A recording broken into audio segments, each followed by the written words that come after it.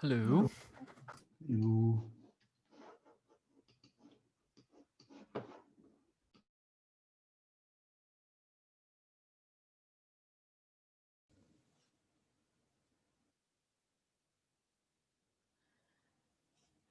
Hello. You're okay. Hey, how's everything? Good. Everyone's looking at Scarback.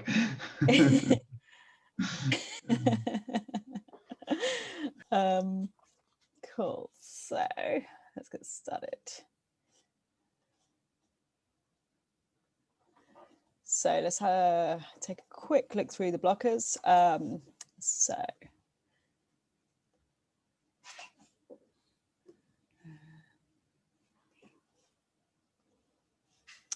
Cool. So things are progressing on. So the first one, 2334 is scheduled at the moment for 13.7. So hopefully that won't hold us up too much. I'm assuming we have enough stuff to keep going until then.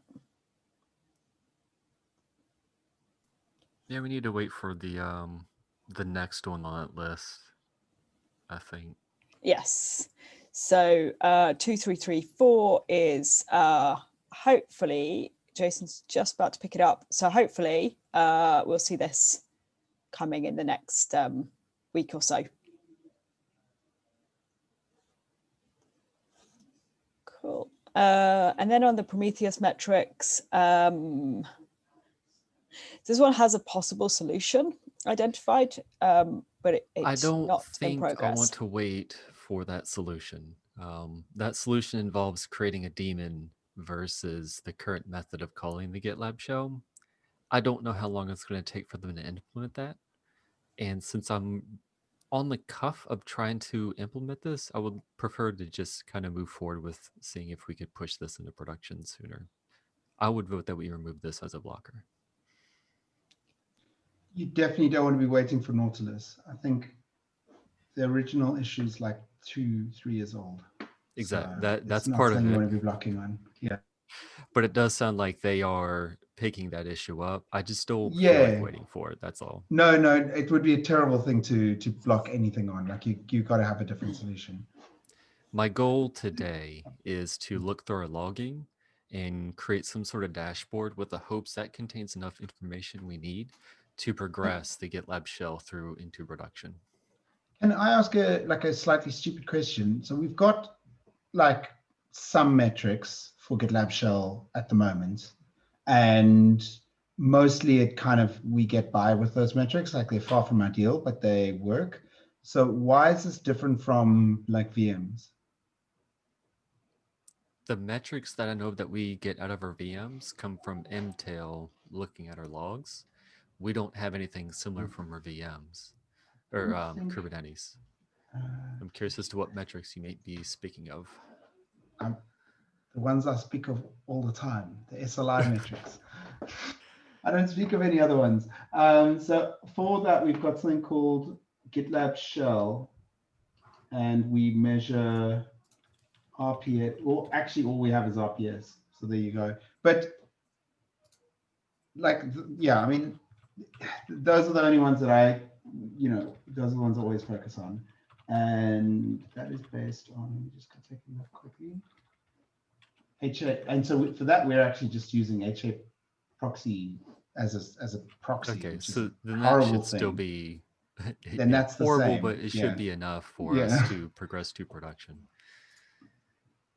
Yeah, it's certainly like not great, but Andrew, can you send me whatever dashboard you're looking at? Because I can't find whatever it is you're it's looking on the Git main. the Git. There's a section. Where is this here, Andrew?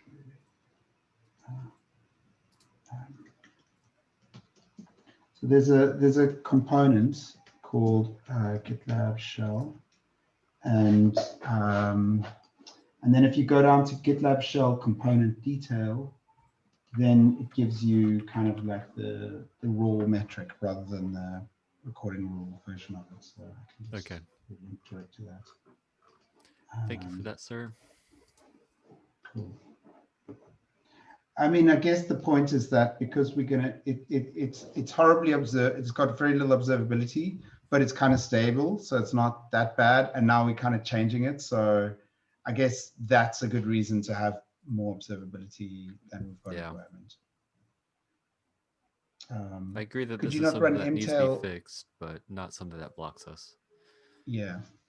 Could you run mtail inside like a node daemon or something like that? I propose that as a sidecar container. I just haven't done any research or any work towards that solution. Okay. But it would entail taking the same mtail script that we currently use today in our VMs, creating a sidecar container and deploying it alongside the GitLab shell. So it doesn't seem terribly difficult off the cuff, but I think I'd rather focus on what we get out of our logs and create a dashboard there and move forward. That way it's less stuff that we need to worry about and maintain inside of our Helm charts, and then a secondary container that we need to have built somewhere that holds a configuration file. Yeah. If anyone thinks differently, please let me know. I'll gladly change my thought process on this. No, I don't think so. I think we discuss this a few weeks ago, and we were saying that one of the big things is unmodified Helm. So precisely. Yeah. Okay. So does that give you enough of a way forward, Skubbeck, for that one? Yes. Yeah. Great. Great. Maybe we should revisit this after we get to Canary, because we're blocked on the logging stuff anyway till like until that's resolved. We're not going to be able to go past Canary, so we could just revisit it then. Well, keep in mind we don't have a Canary backend for Git SSH, so this was going to be a migration of sucking in a very small portion of traffic. Yeah, I know. There's no way we could have a Canary backend for Git SSH, but what I mean by this is just giving a percentage of traffic to the Canary. Gotcha. Yeah, that's my point. Right. That's what I mean. So until we do that, like whether it's like 5% or whatever. Job, we've got a canary.gitlab.com domain with Canary SSH, don't we? Or is that not actually? We used to. I mean, that's back when we had canary.gitlab.com. This was. Is that not around anymore? I don't know if the DNS has been deleted, but we don't. Yeah, it's not even there. Yeah, it's. Yeah, I probably got like. But I mean, that might be a way to do it. Yeah, I mean, I don't know. Like, does that actually? Even if it just goes for SSH, right? Then we could just use it ourselves or something. So what does that? How would we? Like, I guess you could say you could tell GitLab QA to run against it instead of GitLab.com.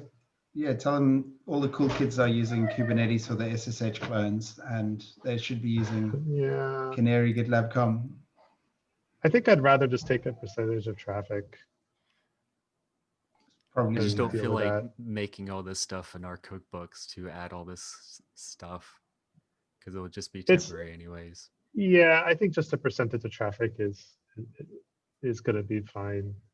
It would be nice to run QA directly against Canary, and there's no way we can do that with Git SSH. But if we have enough traffic anyway, we'll be able just to use it for QA.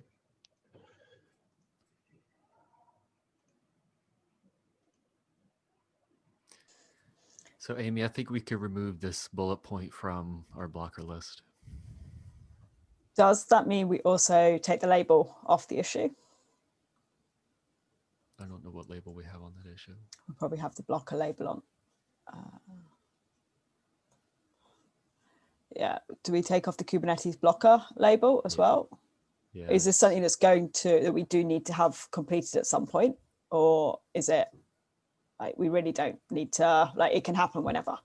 We want this completed at some point. It's not blocking me from pushing this service into production. Okay, I'll leave the label on then, as it will, I assume it will block us on something at some point. Is that It correct? blocks our observability, Okay. Okay. Cool. but All right. not the Kubernetes migration. Fine. Okay. I'll leave it on for now then. And then we also have the structured logging. Yeah, so this one is not even scheduled yet.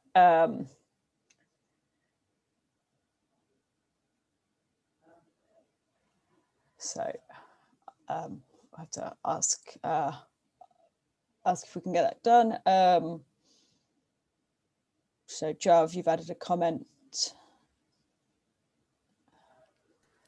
I have found it a little difficult to figure out how to observe how much logging this is going to introduce into Elasticsearch.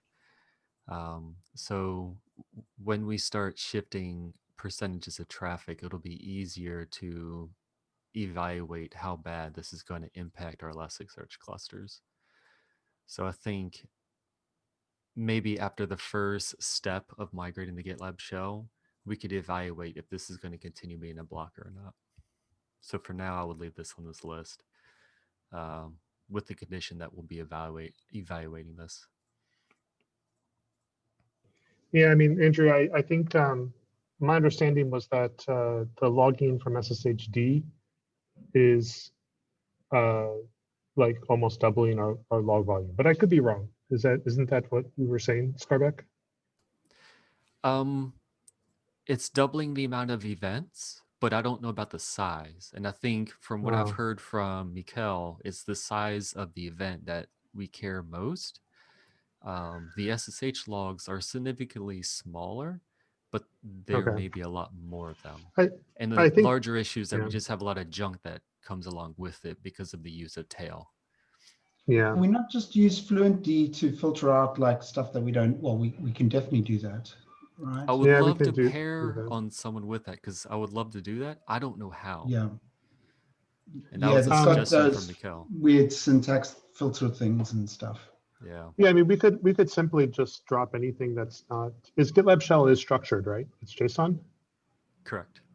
If it is, then we is not. Yeah, so then we could just drop anything that is unstructured. But I think what we probably want is to send SSHD logs to a separate index. Probably. That might be and manage them separately, right? So because we're not collecting those logs now on VMs, but it might be useful for us to send them to Elasticsearch in a separate index. Well, or just, I mean, I would say just to GCS, or, you know, they don't have to go to Elasticsearch. They could just go to Stackdriver and GCS, because we don't need them a lot, but I reckon in a security incident, they might be kind of important, but we don't need to be able to, you know, because of the volumes, it might just be easier just to send them somewhere for kind of I mean, slower. then we could just simply drop anything that's unstructured. I think that wouldn't be too hard to do. I would say let's keep it on the blocker list for now, because I think there's other reasons why we want this. Cool, I think that makes sense. And one I was going to ask about was this one, Jav, I saw you mentioned, should we be adding this onto the list as well? Yeah, it probably should be. I mean, it's a blocker for, I think our monitoring, all of our monitoring issues are blockers at this point. We've been typically only using the blocker label for stuff that's external to, right, what we're working on. Since Andrew's working on this, supposedly, since he's the assignee, we can just say that he's the blocker. I'm stuck at the moment. I need help. Yeah, is where I am. So we were talking about this just before this call as well. Yeah.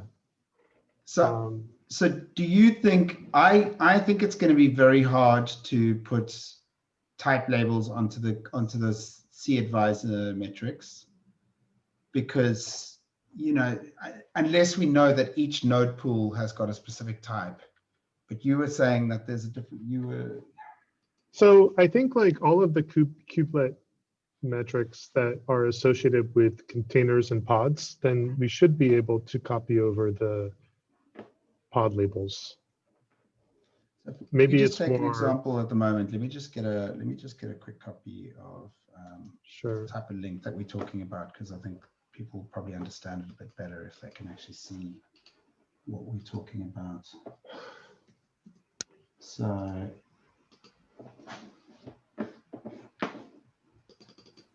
Do you want to So like screen share, Andrew? You can. Take okay, over. sure. Yeah, let me.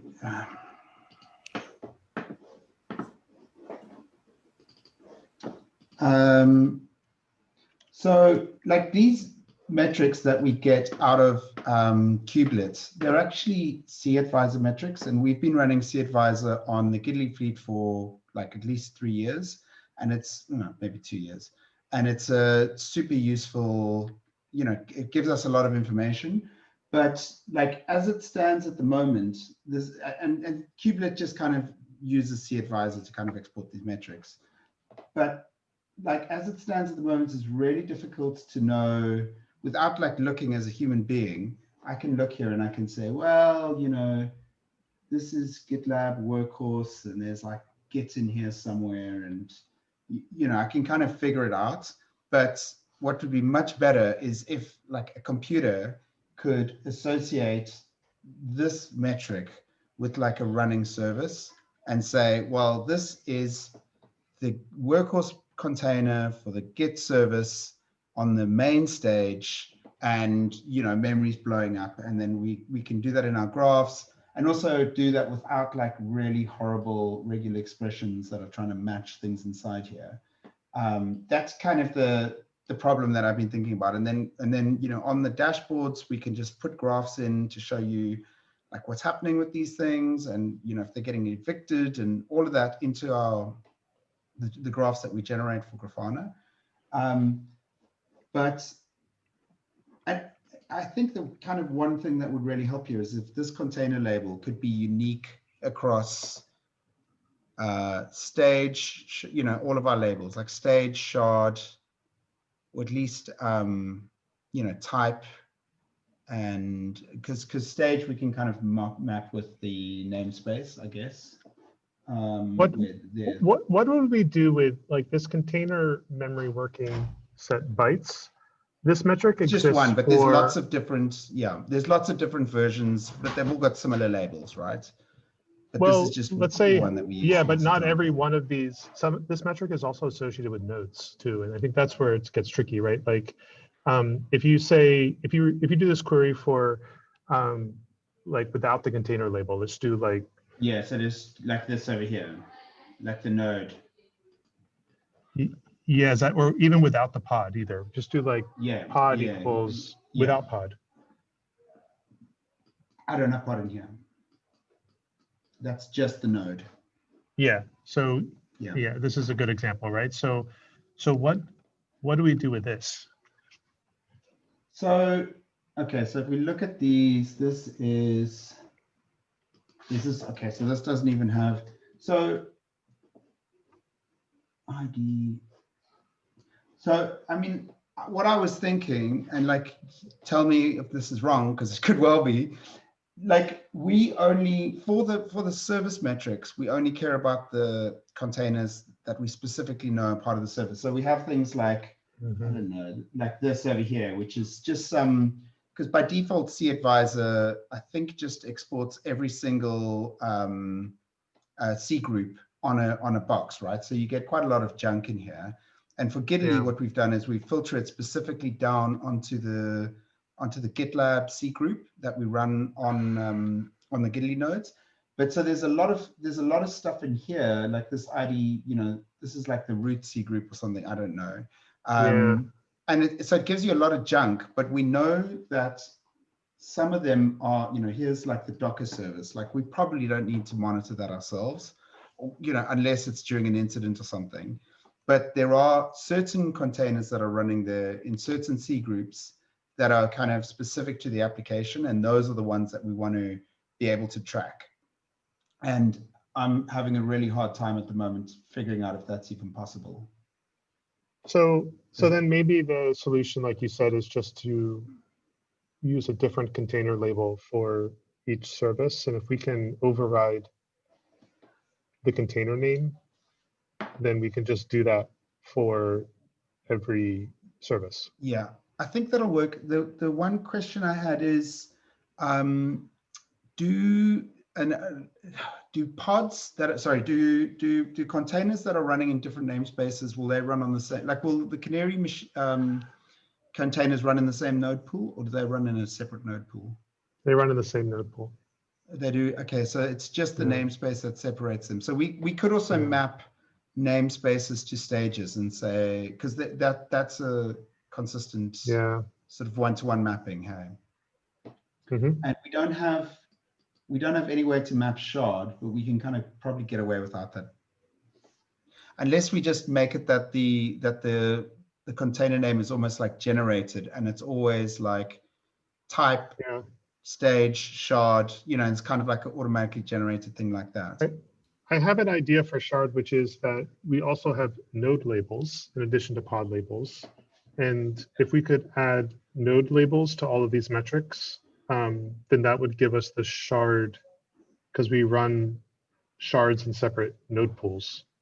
Oh, do we? Is that, and that's going to be fixed? That's always going to be that way? I think so. Like, the thing is that we may run them in the default node pool too, but maybe, I don't know, maybe that, I think shard is tricky. Yeah. Andrew, inside of here is a pod label. I wonder if we could leverage, I don't know how to do this because I'm not familiar enough with this, but we could leverage a join query and supplement this information with what comes out of the cube state metrics, which should have all the labels that we've been trying to add lately. That sounds like a very positive cube state.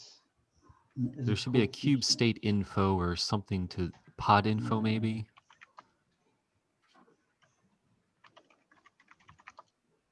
I'm very sorry because I was distracted at the beginning of the question because someone rang at my builder. So what are we searching? What is the missing information that we want to get out of this metrics? So we want to, Alessio, we want to associate some of these C-advisor metrics with a pod. So sorry, no, not with a pod, with an application that's running, so say git canary stage workhorse pod, and so I think that what Skarbek just mentioned is like a super, like that sounds like if there's, it's cube pod info. Cube pod. See, I don't know any of these metrics yet.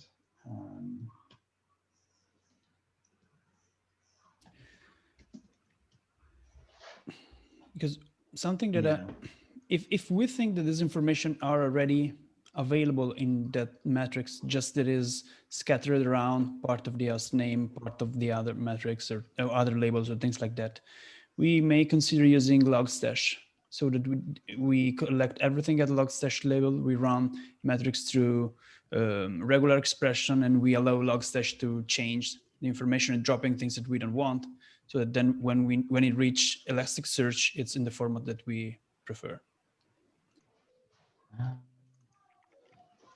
Right, but we wanted we specifically wanted in Prometheus though, Alessio. Like that's I think we want to, because we want it for our alerting and Grafana. Okay. Group lift. Okay, so this is the most promising thing I've seen so far, Skarbek. I mean, like I have to figure it all out. But can we get extra labels on this, or is this kind of fixed? This, I don't know. It might be fixed. I'm not seeing our like service and tier labels on this particular metric. So maybe I'm not thinking the correct thing. Look at the two queries I just sent you, Andrew, one for pod labels and one for node labels. I think that's what you want. Oh, this is super cool. Okay, and does this have like type on it? Yeah. Label okay. Then I think, wait, yes. It might be like a really nasty big query, because we'll have to have like one outer join for each label that we're trying to move across, but that doesn't matter because we can kind of generate it or whatever. But yeah, this is okay. I can move forward now. Thank you. This has been super helpful because I've been feeling totally stuck here, and now I know how to move forward. So this is awesome. Thanks everyone. I really appreciate Jar, does that. this also address the issue that spawned this discussion, or is this different? Yeah, I mean, this is, I guess, like if we want to do this join, I guess this is more expensive than doing the relabel, but if it's okay. This also, like the node label query, Andrew, also gives you this shard name, which could be used, right? It has, unfortunately, the name is unfortunate. We use the name type. So if you look at like label _ type for the node label, you'll see the shard name there. We could change that, but then we have to rebuild the node pools. Where are where's the memory shard? So this is like the memory bound. Oh, here. Q label. Yeah. Pod. No, that's. Q label Q pod name. Is that the shard? No, you want label _ type. But that's our type label as well, because look, that's sidekick. Where this is actually the shard on this particular pod is memory bound. But the shard has to be the pod, right? Because that's how the charts work. Like they generate sort of a deployment per pod, or a pod per shard, I guess. Like the label _ type equals memory bound, for example. No, label _ type is not memory bound in this example here. Label _ type equals sidekick. Oh, that's because you're looking at pre-prod, which doesn't have node pools probably. So if you look at staging, it's look like at label equals G stage. I can't see G. Strange. Oh, there's another. Yeah. Oh, that's why. so where we have, sorry, I gave you for pre-prod, but if you look at G stage, cool. You'll see it there. I don't know if it makes sense to use this. I mean, for staging and production, really for staging and production, we have node pools dedicated to shards, so that could work, but not for pre-prod. So maybe that's not so useful, but look, this kind of, even if it doesn't get us all the way, this gets us like a whole lot further. And like if we've got like label and stage and a few of them, that's like a really good start, and we can start having, because even on on most of the service overview dashboards, we don't actually do anything with shard yet, that it's just like we just kind of group them all together. So shard is less important, but for now, I think, but we can get going, and then we can kind of build up our understanding of how to do this properly. Yeah. I still would like to see if we can use relabels, though. I mean, this would be ideal, right? Would be just for metrics that have a pod, I'd like to pull out like the pod labels as well as even the node labels, and like getting the node pool name would be super nice, because then we could start looking at metrics by node pool. So I've only ever used like relabeling with like regular expression, like fancy regular expressions where you're like pulling out subgroups and stuff like that. But if there's a way that you can kind of get the labels from some other Prometheus metric, then you could do that. But I've never done that. I don't know if that's a thing. And it could well be. I just don't have any experience in that. Yeah, I played around with it today and I didn't get very far. So maybe there isn't a way. I don't know. Like, we can, I feel like I need to go and play with this, and then, maybe next week we can do another day. Well, maybe even before that, we can have something to kind of play around with some, just kind of explain. So this is blocking you because you don't feel like you have enough information during an incident to kind of like dig into things, or is that where the blocker is? Yeah, the biggest problem we have now is we don't have a good view by service into memory and CPU requests and limits. We can look at that, by doing Thanos queries, and we can look at it in the Google console. But I think we really need this on the service dashboard. Yeah, and we can put these in as saturation metrics and do all of those cool things as well. So like this just knowing about the QPod labels has kind of freed me up to be able to move forward much more now. So I'll see what I can do, and I'll put some MRs together. But I've been feeling super blocked until now. Okay. Could we not just one last question? You were talking about the shard, using the node type for the shard. Could we not just add the label as well, like, and then call it whatever, application shard or something, and then it'll work in pre as well as in like staging, and we don't have to be tied to that. We don't tie our labeling to our like Kubernetes topology. Yeah, sure. Yeah, we just have to come up with a name for it. What do you want to call it? Yeah, app shard. Sure. Yeah, we can just add that as a pod label, and then it'll be on the pods. Okay, cool. Yeah, I think that might work. We can get going without that, and then we can come to that like pretty soon afterwards. Yeah, cool. I'm very excited. I'll go do some stuff. Thank you so much. Great, easy. See that blocker label, so effective. Great, and then the other one we have is projects. We've got pages still going on, so that's like progressing as expected, I believe. So I will. So we need to do a quick retro on the Q3 OKR. We can do it async though, so I'm happy to leave that to the end or move async as needed. So let's move on. So Jav, does that answer all of the things you need for service labels? Yeah. Great. And then do you want to move on to the charts repo? Yeah, I just wanted to check with Scarbeck to see if there's anything we need to update with regard to charts. Did we fix the GitLab secrets release so it's not pulling? Oh, I didn't look at secrets. I think that's the other one I'd be concerned about. Okay.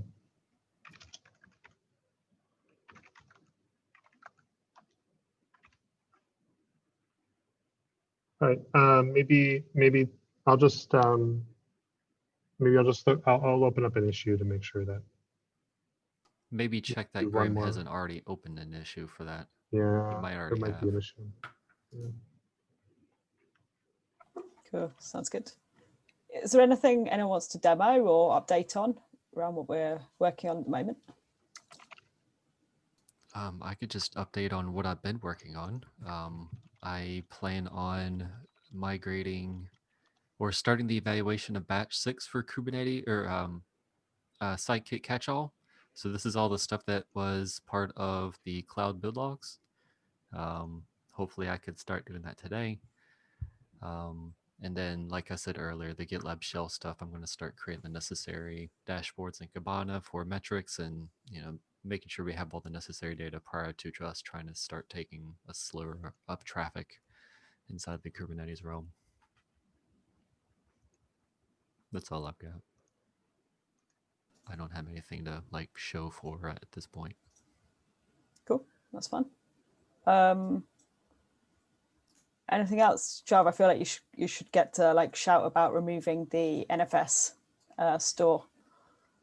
Yeah, but that was the easy stuff. Just removing the mounts. It's all done now, so that's happy. That's a happy thing. We just have pages left now. Nice, big milestone that.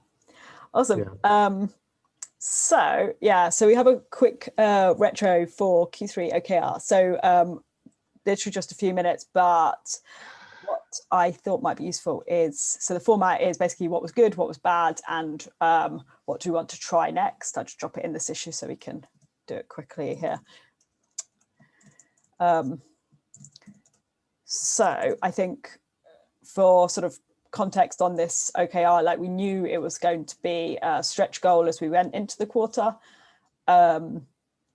We obviously hit a few unexpected things, particularly I think around needing to move to the multi-cluster and the alt SSH stuff, I would say, are probably with the two that stuck in my mind, but I'm sure there were others as well. So yeah, it'd be good to get people's thoughts on like what in the last quarter do we think was, well, actually, no, before, are we still unmodified on Helm? Have we had to modify anything? We're unmodified. Yeah, we're mostly unmodified. I think the only thing we change is anything that we allow to be configurable. Yeah, I mean, I don't think we'll Which is ever run not on the uncommon. defaults. Maybe we'll feedback, defaults into the chart where it makes sense. But yeah, we're definitely unmodified. We're not deploying anything outside of the chart. Great. Okay. Well, I mean, it feels certainly from my side that is massive, right? That we got 3 services moved and still unmodified, right? Yeah.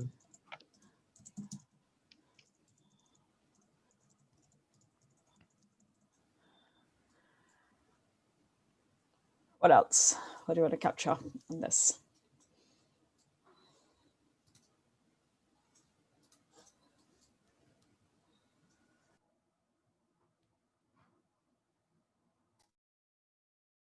I feel like this would be easier for me if we handled this async. I can't think of things off the top of my head. I'd have to look back at history for certain items. Yeah, that's absolutely fine. Like, yeah, so only has to be a few minutes. So like, if we take this async, that's absolutely fine. The try is the bit that I think might be interesting. So, I mean, maybe we can review that in next week's demo, because it might be interesting to think about like, how do we try, and going into this next quarter, we're going to have a very similar OKR. So how do we keep more of the good stuff and try and dodge some of the bad things? I guess a quick question regarding the process of this. This issue is closed. Are we just adding the retrospection post the closure of this issue? Yes, I probably should have added it before I closed it. All right. Should I just comment on the issue and eventually it gets pushed up into the issue description at some point? Yeah, you can do, or in this doc, whichever's easiest. Yeah, just go ahead and do that. Yeah, I'll wrap them into the description once we have everything. Awesome. Is there anything else anybody wants to cover today? No? Okay, awesome. Thanks very much for joining, everyone. Enjoy the rest of your Thursday.